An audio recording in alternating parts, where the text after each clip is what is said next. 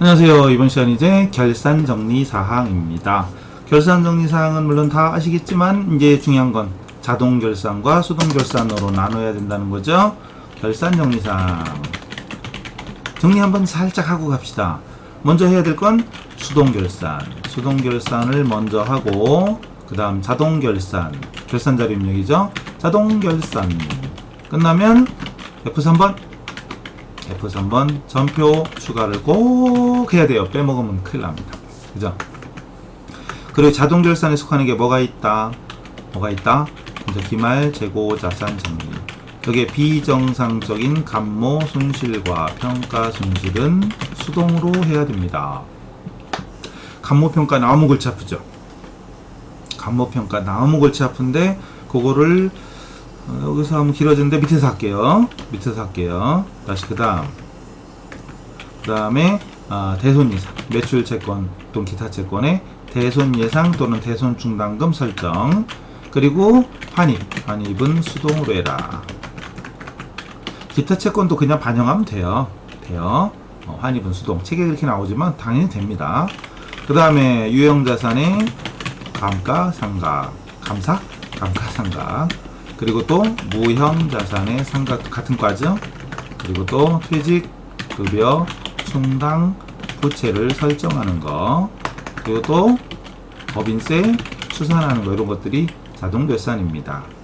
다시 기말재고만 좀 띄워보면 기말재고자산 할 때 그 중에 감모손실 나올 때 재고자산 감모손실 수량의 부족, 이거는 정상적이면 분계는 필요 없죠. 분계 필요 없고 실지 재고액으로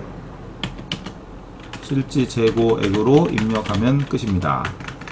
그 다음 안되겠다, 줄 바꿔서 여기다 써야지. 여기다 쓸게요. 그 다음 비정상적이면 분계를 해야 됩니다. 입력은 실지 재고액으로 입력을 하는 건 똑같아요. 그리고 분계 어떻게 하냐? 사변의 재고자산 감모 손실, 그리고 대변의 재고자산, 해당되는 재고자산에 타계정 대체 걸어줘야 됩니다. 타계정 대체. 이렇게 해당 재고자산이죠. 원재료든 제공품이든 제품이든. 그 다음에 평가손실. 평가손실은 시가의 하락이죠. 저가법 들어보셨어요? 저가법. 그리고 이게 정상 비정상 없죠. 이건 무조건 분계를 해줍니다.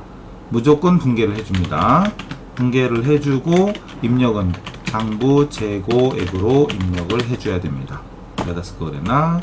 얘는 무조건 분계합니다. 그래서 장부 재고로 입력하고 분계는 차변의 왜 이러죠?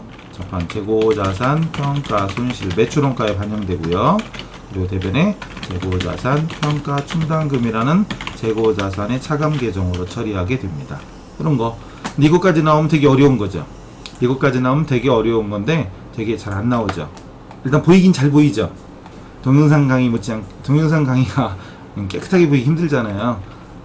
저 여러가지 해봤죠. 빔으로도 해보고 또 전자칠판도 해보고 하는데 사실 이게 좀 어설프긴 해도 보이긴 제일 잘 보여요. 안 그래요? 그럴 거예요 아마. 그래서 스마트폰 보고 하는 분들도 이렇게 봐도 잘 보이죠. 갑자기 눈이 이상해졌죠.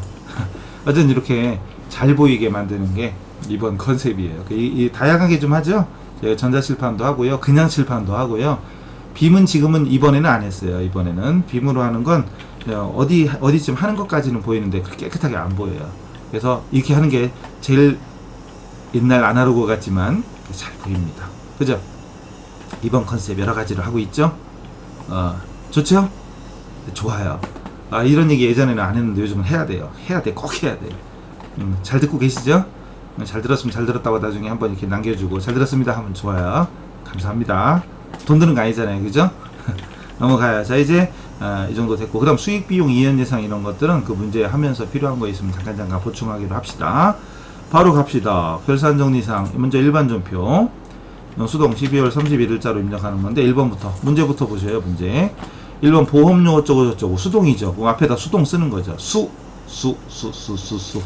자, 4월 1일날 보험기간 4월부터 3월까지 1년간 24만원을 보통예금에 세이치하고, 중요한 건 성급 비용으로 처리했다. 이게 포인트입니다.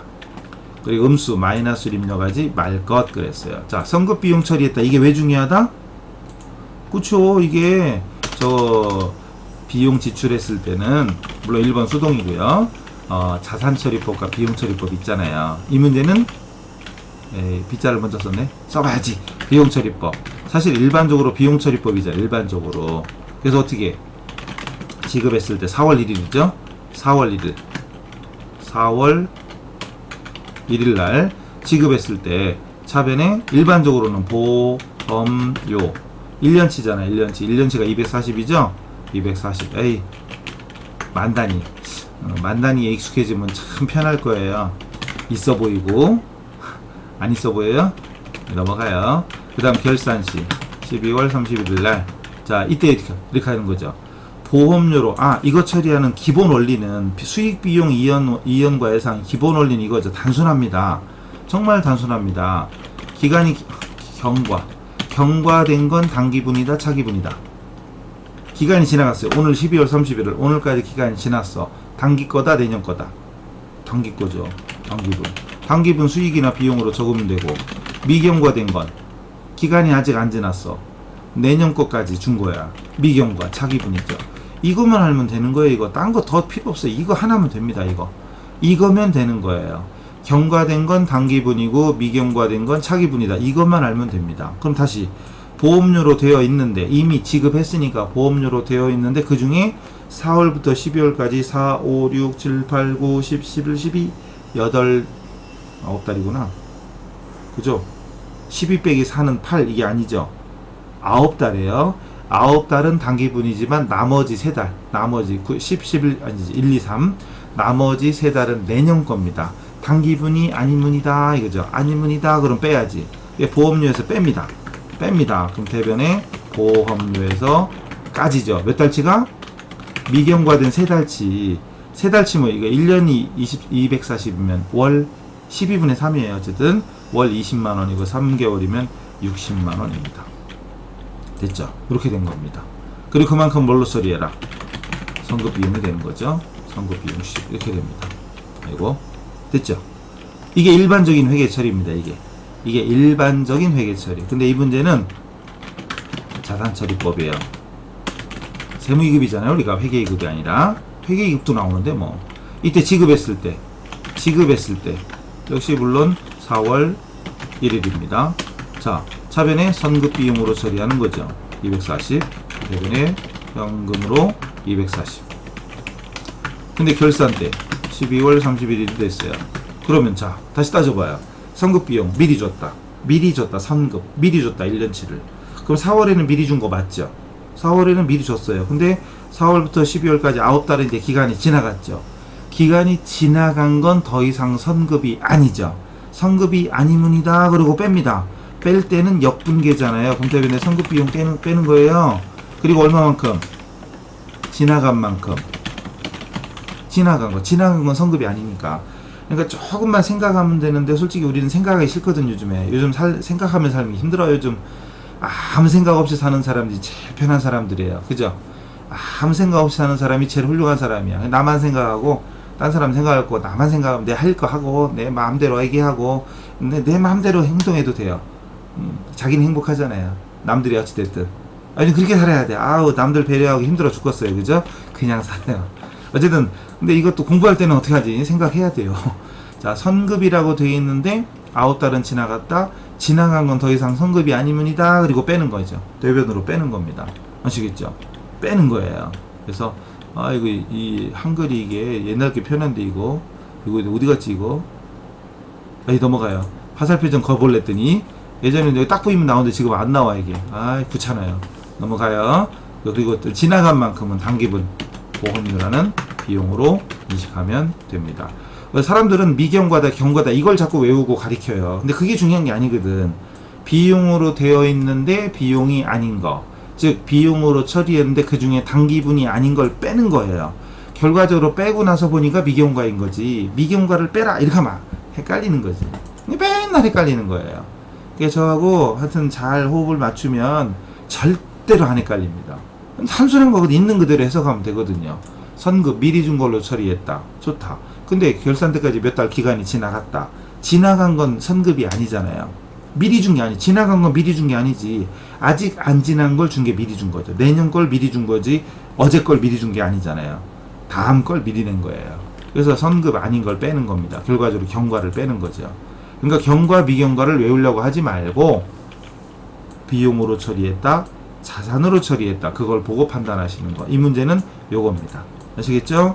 되게 중요한 거고. 2번. 2번은 현금 어쩌고저쩌고니까 이것도 수동이네요. 수동이네요. 현금, 실제 현금보다 장부상 현금이 많아 그랬죠. 많아 그랬어요. 아싸, 문제에 많아 어쩌고저쩌고 많아 이렇게 나왔으니까 이거는 과잉이다. 현금 과부족 과잉이다 라고 판단해서 많이 틀렸던 거죠. 이거 아닙니다. 많긴 많은데 잘 봐요. 실제 현금보다 장부상 현금이 많아요. 이거는 과잉이에요? 과잉? 아닙니다. 이건 과잉이 아니라 부족한 거죠. 이건 부족한 겁니다. 이거 잘 보세요. 장부보다 실제가 적은 거예요. 많아라는 단어만 보고 이건 과잉이구나, 아싸 과잉, 큰일 납니다. 이건 부족한 거예요. 그나마 계속 읽어보니까 뒤에 여기까지는 그런데 현금값 처리했던 것 중에 결산 때 현금은 책상 밑에서 발견되었으나, 발견? 부족했는데 과잉인데 발견? 좀 이상하죠? 나머지는 결산 때까지 원인을 알 수 없어서 영업의 비용, 이게 힌트입니다. 과잉이면 영업의 비용이 나올 리가 없잖아요. 많았으면 이익이지. 자비익은 영업의 수익이거든. 그럼 여기서 눈치챘어야 되는데 눈치 없는 사람들은 그냥 하죠. 눈치 없는 사람 항상 있어요. 그죠? 꼭 본인 들으라고 얘기하는데 그 사람 몰라. 그 사람만 몰라. 그죠? 그 사람 들으라고 막 얘기하는데 자기는 몰라요. 행복해요. 그죠? 행복하잖아요. 나는 내 할 일만. 그런 사람 항상 있어요. 여러분 아니죠? 아니라 믿습니다. 어쨌든 이건 부족한 거예요. 부족한 거고, 일부는 찾아냈고 일부는 모르는 겁니다. 그럼 일단 현금이, 근데 기존에 현금 과부족으로 처리했었댔죠. 그럼 부족액 발견 시, 부족액 발견이었던 거죠. 부족액 발견했을 때 현금이 없어진 거니까 대변에 현금을 썼을 테고, 차변에 현금 과부족이라고 썼었겠죠. 그 금액이 얼마였었다. 그쵸? 그 금액이 7,000원이었던 거죠. 그랬다가 오늘 원인 판명이 됐죠. 원인 판명. 그럼 대변으로 현금 과부족을 일단 없애준, 이 문제의 정답이죠. 대변 현금 과부족을 7,000원 없애주고, 근데 문제에서 뭐랬죠? 두 번째 줄 5,000원은 책상 밑에서 발견했대. 현금 다시 찾아낸 거죠. 101 현금 5,000원 찾아냈어요. 나머지는 원인을 모른대요. 이럴 때 쓰는 말이 잡손실이죠. 2,000원 안 써도 되죠. 자동으로 뜨잖아요. 안 써도 됩니다. 이따 입력하고. 3번 당사의 ABC, CO 어쩌고 나오죠? 주식회사라는 표현인데, ABC 회사의 외화해상매출금, 계정 과목은 외상매출금이래요. 외상매출금 관련된 자료는 다음과 같다. 기말 수정분기해라. 이것도 수동이네요. 네, 수동. 다 수동인데요? 수동이에요, 다. 그리고 10월 31일 수출했고 선적했대요. 환율이 1170원. 그리고 11월 말에 일부를 받았대요. 일부를 받았고, 문제는 오늘 결산이거든. 근데 이 문제는 결산 문제예요. 결산인데, 자, 그럼 기말 현재 환율, 보고기간 말 환율로 평가하는 거죠. 외환산 보고기간 말 환율로 평가를 해서 평가손익은 외화 환산 손익으로 처리하게 됩니다. 그러면은 선적할 때는 3만 달러였어요.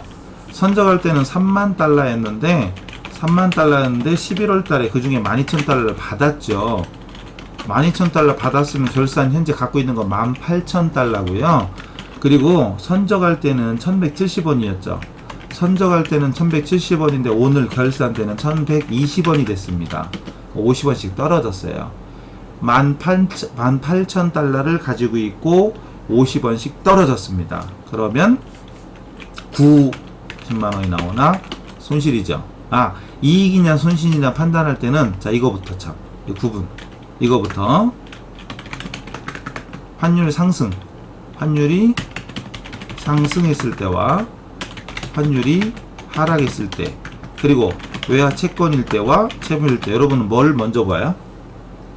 뭘 먼저 보든 말든 그건 여러분 자유지만, 어떤 걸 먼저 보든 상관없지만, 여러분은 뭐를 먼저 보세요? 채권 채무를 먼저 보나요? 환율 상승 하락을 먼저 보나요? 어퍼치나 매치나 같지만 저는 이걸 먼저 보라고 가리킵니다. 환율 상승 하락을 나중에 보고, 즉 채권은 받을 거죠. 받을 돈이죠. 받을 돈이니까, 받을 거니까 환율이 상승하면 받을 게 올라가죠. 그럼 이익이잖아요. 요렇게. 그럼 사실은 이거 하나만 알면 나머지는 다 자동이죠.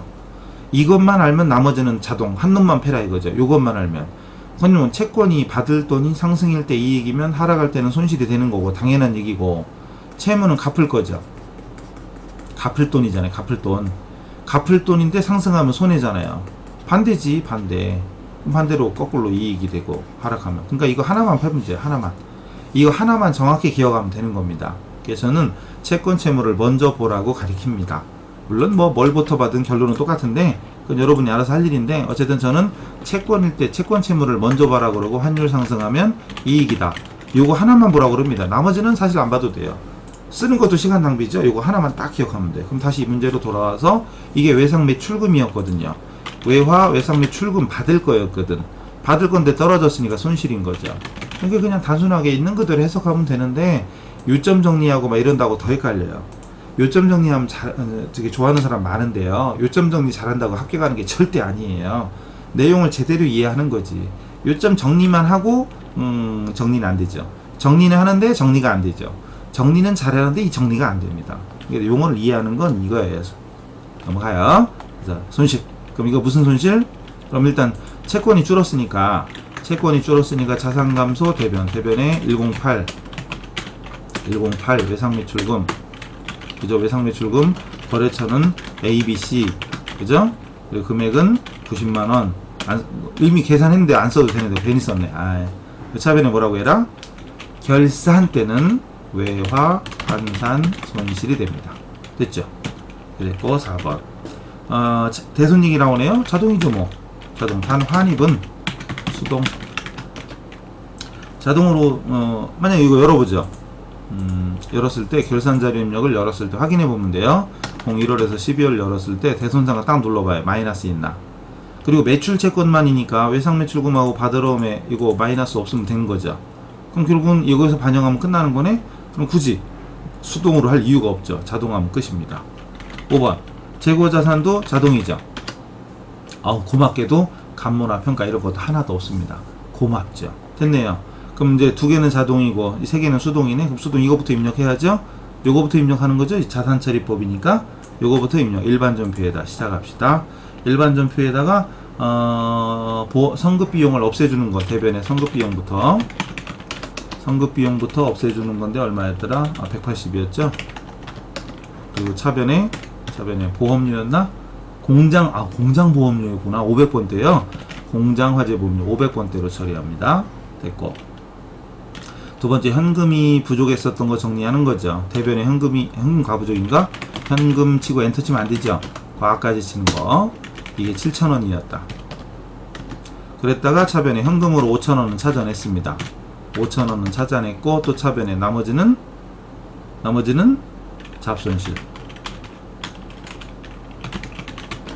잡손실이 되는 거죠. 됐죠? 그 다음 3번 외화 환산 손실이 발생한 거죠. 대변에 외상 매출금이 ABC사 한영키 ABC 나왔죠. 그리고 금액이 90만원 나왔죠. 90만원. 그리고 차변에 환산 손실, 외화 환산 손실. 됐죠. 자, 그럼 수동 끝났고, 자 이제 다시 자동 결산자료 입력 가서 대손 열려 있으니까 대여금 지우고 나서 결산 반영 눌러주면 됩니다. 1% 맞죠?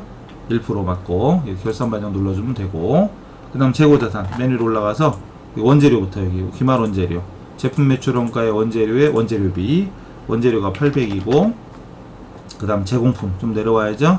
단기총 제조 비용 밑에 제공품이 400, 그 밑에 기말 제품은 1284. 끝났죠?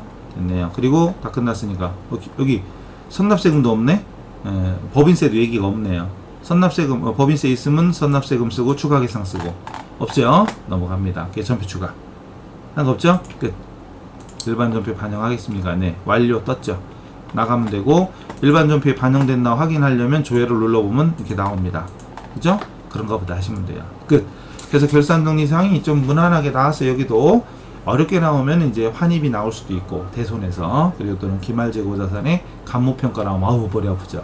어쨌든 이렇게 해서 결산정리사항 마치도록 하겠습니다. 수고하셨습니다.